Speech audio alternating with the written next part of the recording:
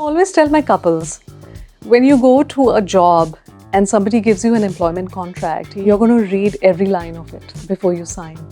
So how is it that one of the most important decisions of our lives, we don't do this? And I'm not suggesting in any way that we need to have a written contract, but there needs to be some exploration of each other's dreams, aspirations, vision, limitations, circumstances.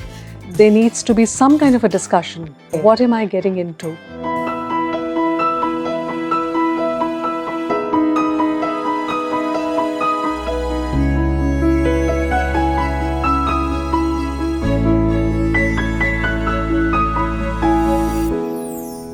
Hello and welcome to the Dreamcatchers show, brought to you by Vatan Se, hosted by yours truly, Shalima Motial.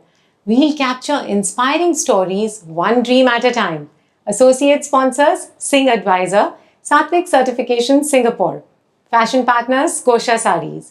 Media partners, Crazy Talk.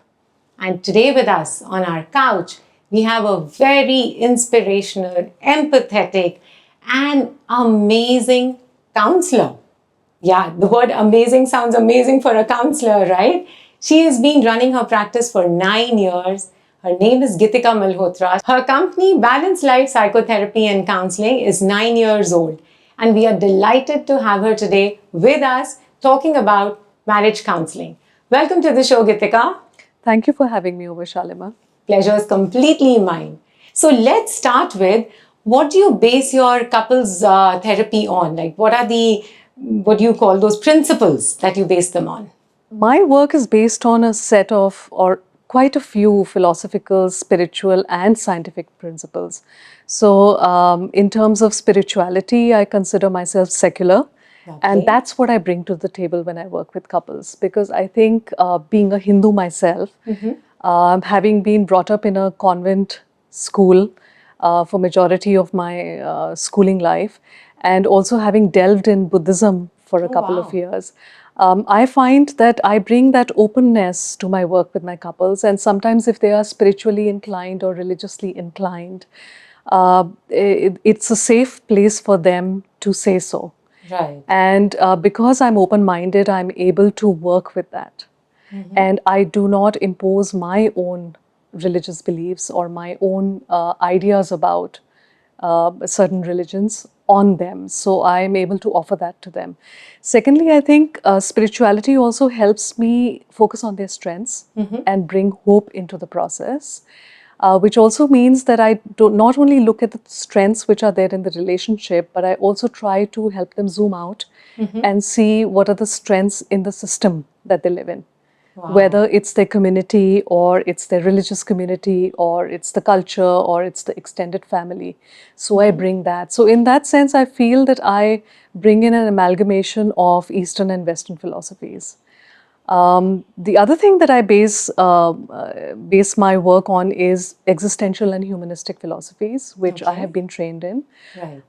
And the third and most important thing also that underlies my work is the scientific training that I have been given. These are evidence-based practices that I use, and whether it's CBT or REBT or systemic family therapy, depending on the presenting problem at that point in time, I may choose one of these approaches to help them improve their behaviors with each other, their communication, help them get closer to each other emotionally. Two things close to my heart. One is not to allow or be very careful about not letting dependency happen on the therapist. Right. So my role is that of a guide, of a person who makes suggestions and recommendations. But the main instrument through which I hope change happens is through the individuals that are a part of the couple unit. So I don't take over the process on their behalf. Right. And I think most of us don't try to do that, to let that happen, because that can be very damaging. The other thing we have to be very careful about is that we are neutral and unbiased as much as possible. Right. It's very hard when there is abuse and other kind of stuff, which is, causes a risk to an individual. But by and large, our hope is to be as neutral as possible, because a lot of people are very scared of coming to couples therapy because they think that the therapist might gang up with one partner Right. and corner them. Right. And if these are the dynamics that are happening at home, the last thing they want in couples therapy is for this to be repeated. So we have to be very careful about that. So these are some of the principles I base my work on. Wow. So tell me something, when you say you don't want dependency on you, what exactly do you mean by that? Like they behave well when they are with you and not otherwise back home, or what exactly do you Yeah, mean? so couples therapy tends to be a bit more directive than individual therapy. That's a very nice question you've asked, because in individual therapy we leave things a bit more open-ended. We allow the client to do things at their own pace. But in couples therapy or family therapy, wherever there's more than one individual involved, a part of our role is to help them develop skills to de-escalate or to contain a conflict and keep it within healthy boundaries so that it doesn't reach a point where it becomes a regrettable incident. Right. Right. So the part of the process is sometimes to give homework, for couples to practice at home, or check in with them. So were you able to do some of the things that we talked about? Were you able to practice? How did the practice go? Is there any feedback? What came in the way? Did something in the relationship dynamic come in the way of this going right, or is it something that's happening internally inside you, which is preventing you from bringing about these changes in the way you are behaving or communicating in the relationship? Interesting. So, how does it work? Do you always meet them as a couple, or do you meet them individually also, or it's a mix and match of both? In couples therapy, the guiding principle is that it is about the relationship. Okay. So we do have to sometimes meet them individually, and especially in the initial process, we could meet them as a couple first and then meet them individually and then start meeting them as a couple. And sometimes as we go along in therapy, there may be occasions when we need to meet them individually in between.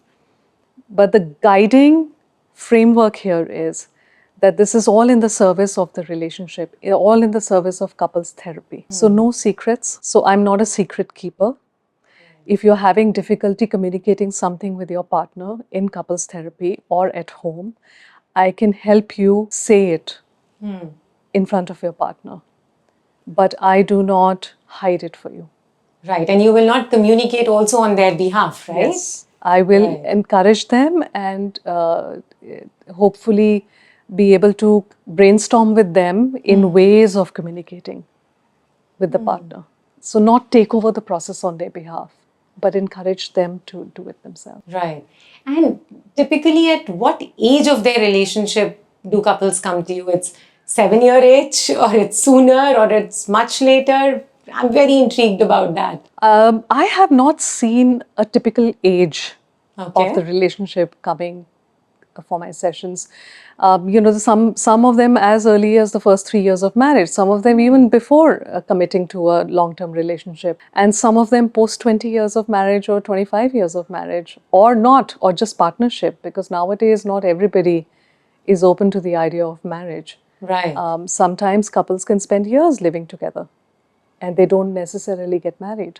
So the definitions have really changed over the years. Changed, right. So, and you still have those people who are not so-called committed in a relationship, calling it marriage.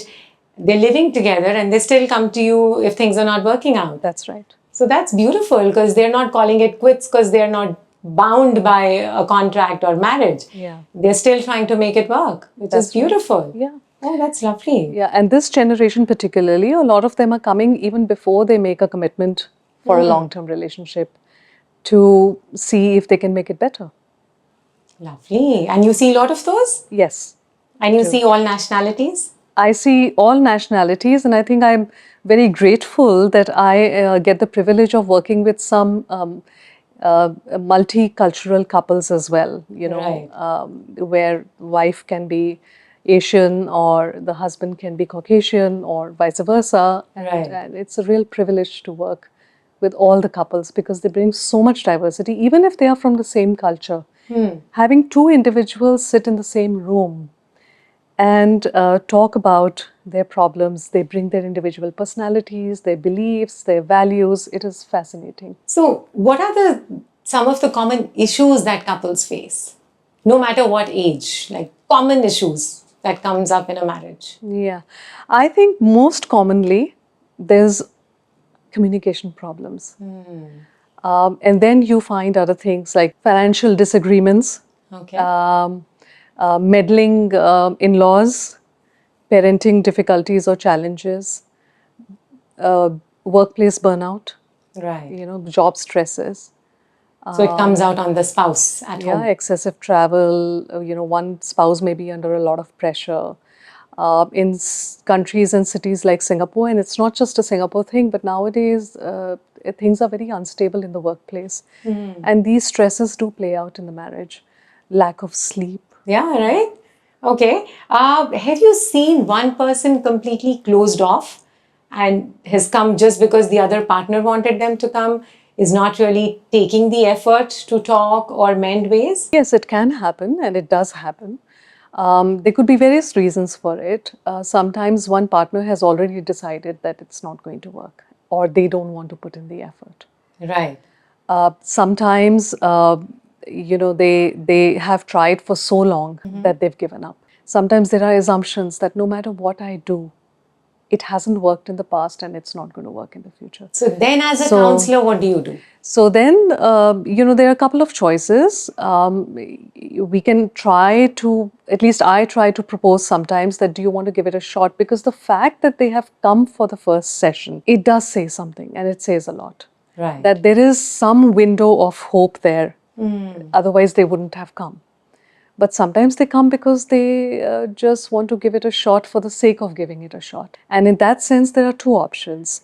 Either you try for the first 3 or 6 sessions. If you still feel it's not working out for you, then sure.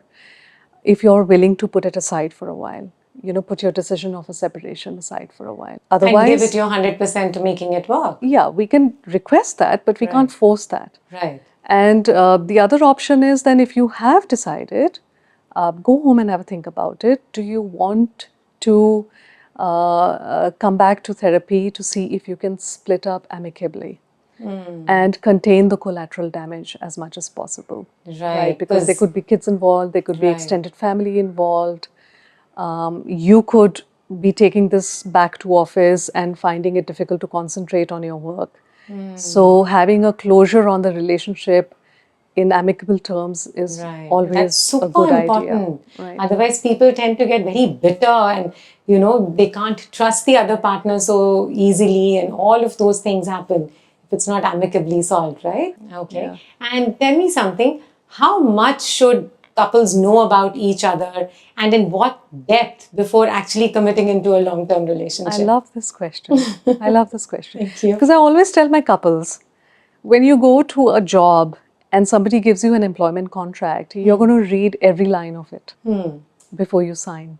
Right. So how is it that one of the most important decisions of our lives, we don't do this? And I'm not suggesting in any way that we need to have a written contract or we need to have some kind of a written mandate that this is what it's going to be. But there needs to be some exploration of each other's dreams, aspirations, vision, limitations, circumstances. There needs to be some kind of a discussion. Right. What am I getting into? What do I think I'm getting into? So have some kind of an idea of the territory that you're walking into. And you suggest to do that through communication? Absolutely. Through a communication, trying what works for each other, how does it work?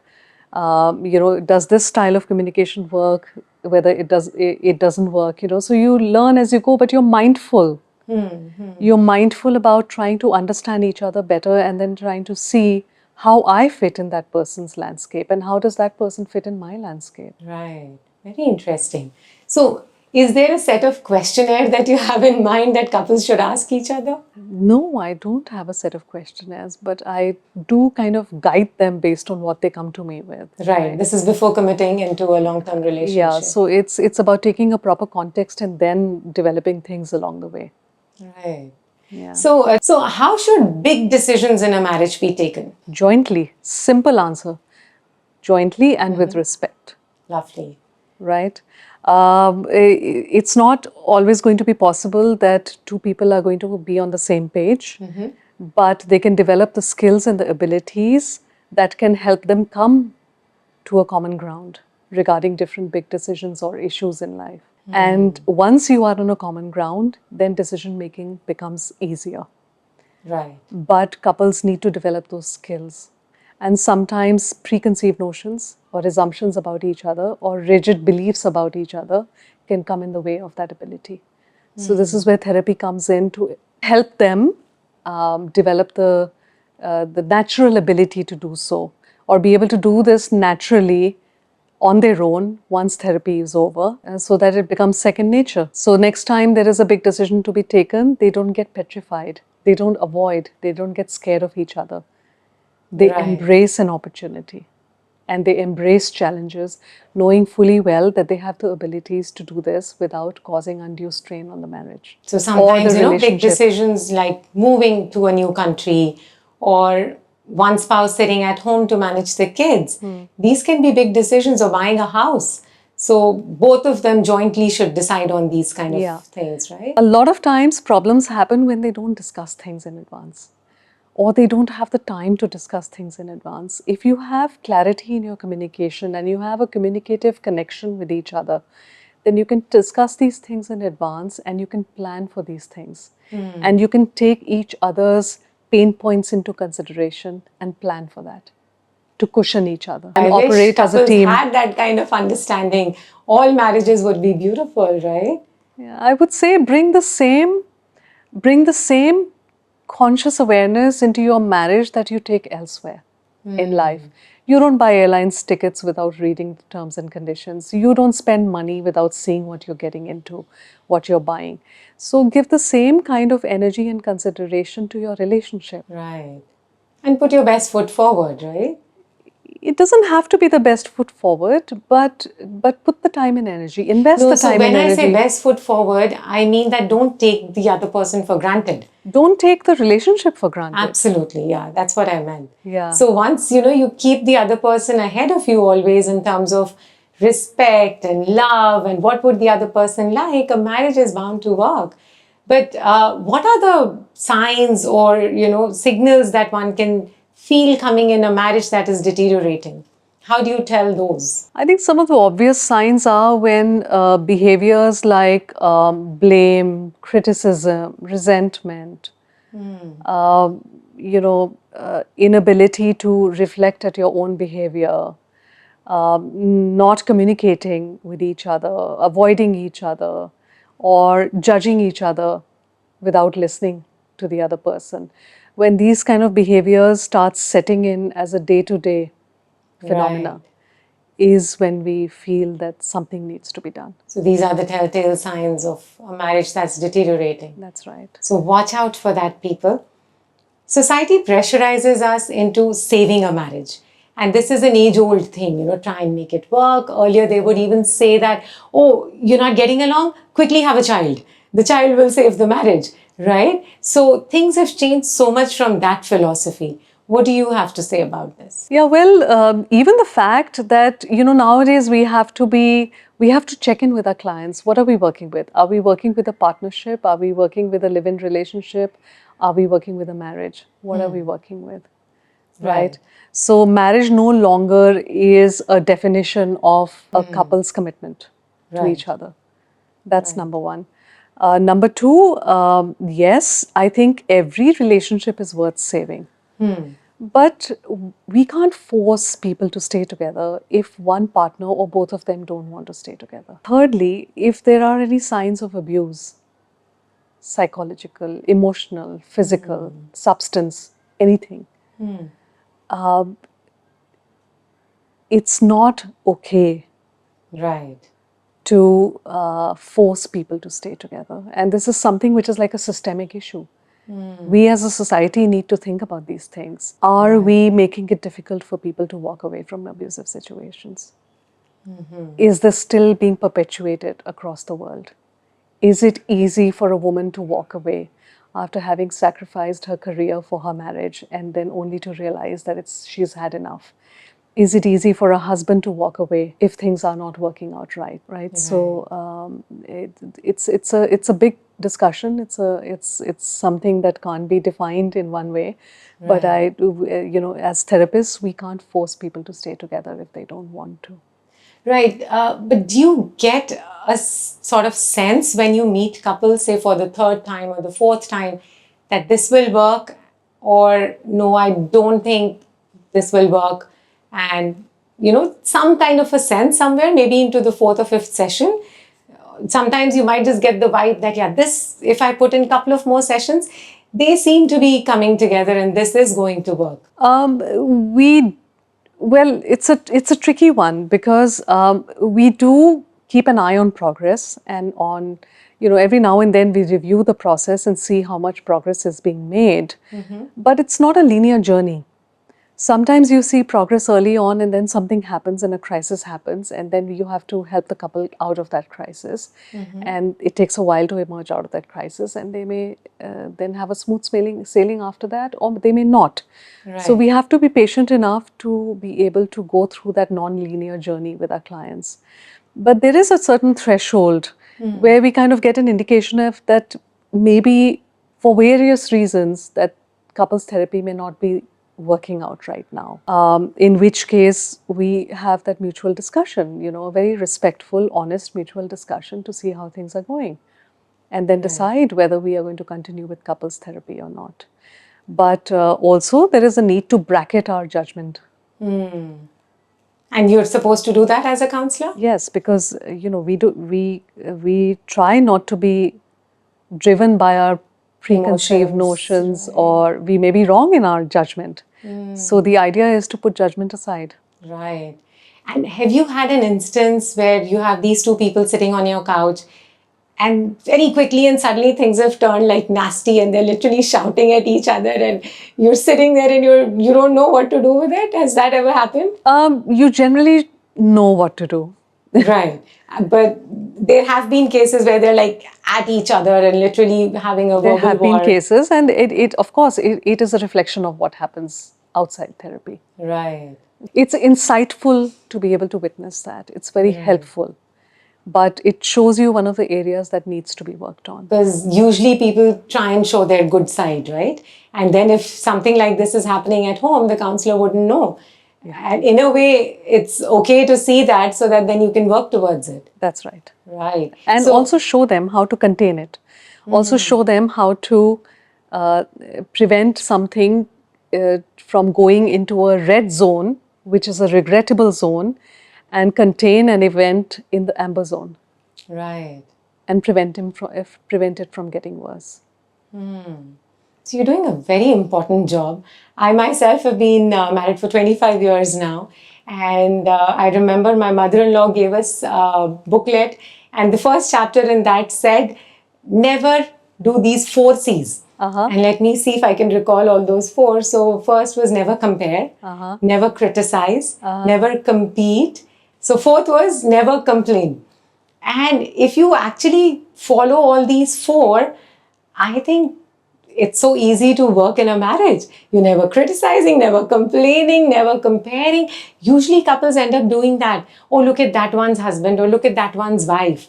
And that's when things go south, right? So if you follow these 4 C's, it's a lovely life. And by God's grace, I've had a great 25 years and looking forward to another 50 together. Yeah, that's lovely to hear. But it's very interesting.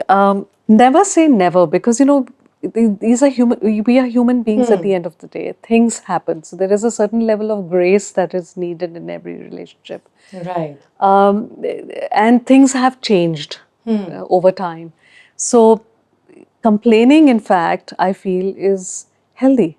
Okay. Provided you know how to complain in a healthy way. Right. So as you said, respectful and What was the other thing you said? Respectful and? Clarity, being Communication. Yes. considerate. So if you respectfully communicate, I think then complaining is fine. Yeah. You know, if you don't communicate your problems well, then that becomes an issue. When it gets contaminated with a lot of other emotions that you may have been bottling up for a long time, then the communication becomes unclear and the potential for explosions is quite high. This can be a very stressful job, right? Do you bring work back home? I don't. You don't. It's a part of our training. Okay, and how do you de-stress? There are many ways of de-stressing. I think between my sessions, I use breath work. Okay. And self-reflection. I take breaks. I come out of my room. I talk to other people around me. So conversations are a big way of de-stressing myself. Right. And at home, I could, if it's been tough at a particular day, I love being in nature. I of course talk to my husband Right. about things, and I do something. Nice. And sometimes I take a call that maybe I need to close office for 2 or 3 days and just take a break. Wow, right. And And that's happened? It has happened. Okay. I mean, we do need to take breaks every now and then. We should. Yeah, absolutely. We should be able to ground ourselves. And there's my beautiful dog I take for a walk, and then I meet lovely people as I'm going out for walks. Nice. So human connections are very valuable. Sometimes I need to be on my own and just decompress and relax. So it really depends on what I need at that point in time. Right. But what I have developed over the years is the ability to listen to my body when I'm picking up stress. And listen and notice my breath if I'm getting stressed out about something, and then work on that and decompress with that. Beautiful. So what message would you like to give out to our audiences out there who are either students studying to be a counselor or are, in the beginning of their career of being a counselor? I would say, it is pretty hard as you're starting out on this journey. It's not easy to find a job. It's difficult to make money. Unfortunately, we don't have government protection in terms of employment laws and things like that. But if your heart is in it, keep going and don't give up. It's a very satisfying job to help people, right? It is a very satisfying job. That's why I'm saying that if you really love doing this and if you feel this is your calling, don't give up. Beautiful. Okay. On a lighter note now, we have some rapid fire questions for you. Okay. Were you always a good listener? Because I feel that being a counselor, one needs to be a good listener. Wow, this is interesting because my husband would say that I'm not. But perhaps my father would say that I am. Okay. He's no more, but I was on the quieter side as I was growing up, and he used to call me the observer. Oh, nice. And he used to, so some people used to come over to meet us, and some people used to tease me, how much are you going to take from us to speak? And my father used to say, don't underestimate her, because when she opens her mouth, she says something really meaningful. Wow. So I was very much on the quieter side as I remember it initially, and then something happened, and of course after my teens I could not stop talking. Okay. So but I love observing people. One of my ways of de-stressing is going to a cafe and just watching people and observing people. So that was the next question, your favorite pastime. Is that your favorite pastime? One of my favorite pastimes, yes. Reading or watching movies? Depends. Okay. It Depends really on depends. your mood or? Depends on my mood, really. I read a lot and I do watch movies. And do you read work-related stuff or anything? If it's in the daytime, I will read work-related stuff. If it's the night time, I would like to keep things a bit lighthearted. Okay. And yeah. And what's your favorite food? Khichdi. Oh, really? Oh my God. Okay. If there was one rule or law in a book of marriage, what would that be? I would say communicate. Okay. Beautiful. Communicate and articulate. Right. And do you often wear the counselor hat around your family? Nope. Not at all? Not at all. Okay. I try to occasionally, once in a while when I can, but at home, I'm a mother and a wife. I'm not a counselor. Good. And then you know where to draw the line and step in and step out of that. Very nice.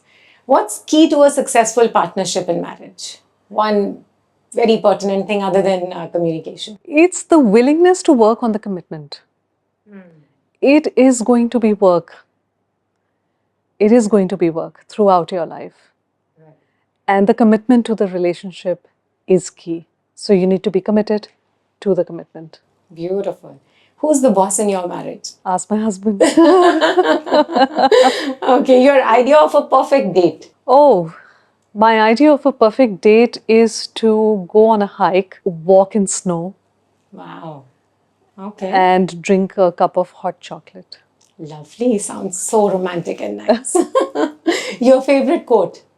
Oh, these days my favorite quote is, whatever should have been is. Wow. Whatever should have been is. I've never heard this one before.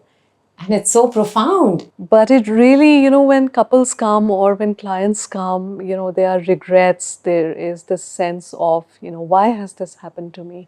That sense of loss. That sense of loss or whatever, everyone's got a different meaning from these things, these experiences. And I feel all these challenges are presenting an opportunity to work on something. That's something I've experienced personally. I continue to experience this personally. It's not like I don't have challenges, I do. But over time, I've learned to look at challenges and say, okay, it's come here for a purpose. What is it trying to tell me? Right. Clearly, I need to get better at something. So what do I need to get better at? Right. So that was actually my next question. It's interesting how you answered it before that. Any learning experience you've had from any of the clients that then you've used in your own marriage? A lot. I learn from my clients every day. Nice. Every day. Sometimes I am amazed by their resilience and they are not able to see it. That's why they're there.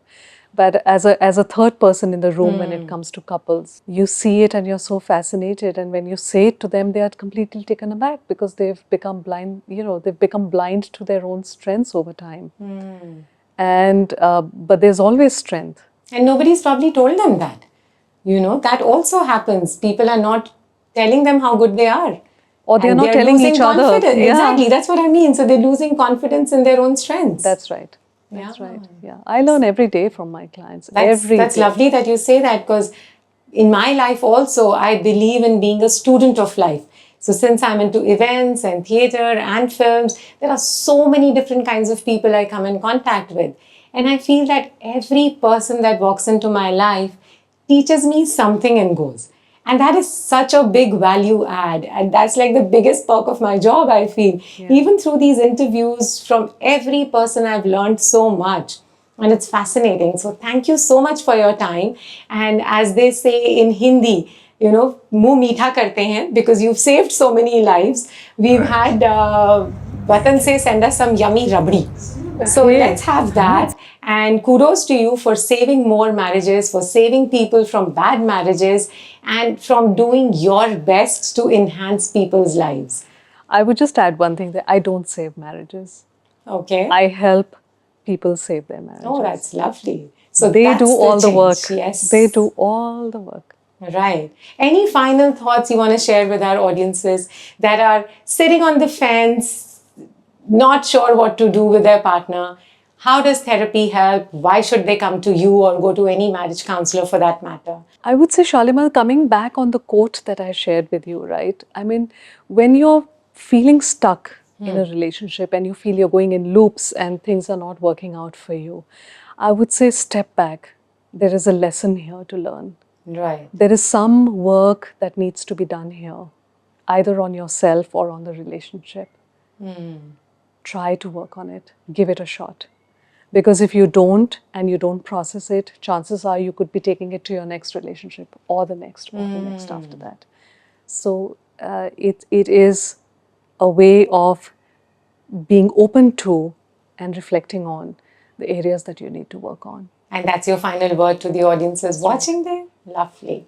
Thank you so much for coming. Thank you, Shalimar. To the audiences there, thank you so much for watching this. And stay tuned for our next episode. Please follow us on YouTube and subscribe to it. Follow us on all our social media handles. We will also share Geetika's link there in case you need any help.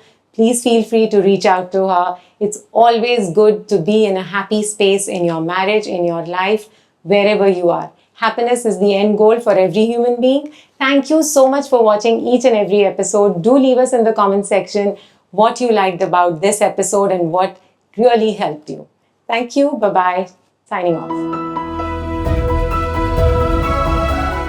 So you're capturing me while she's Constantly. talking because I was getting giggly and I was like, "I कैसे कर रही है शालिमा मेरे से नहीं होगा ये सब."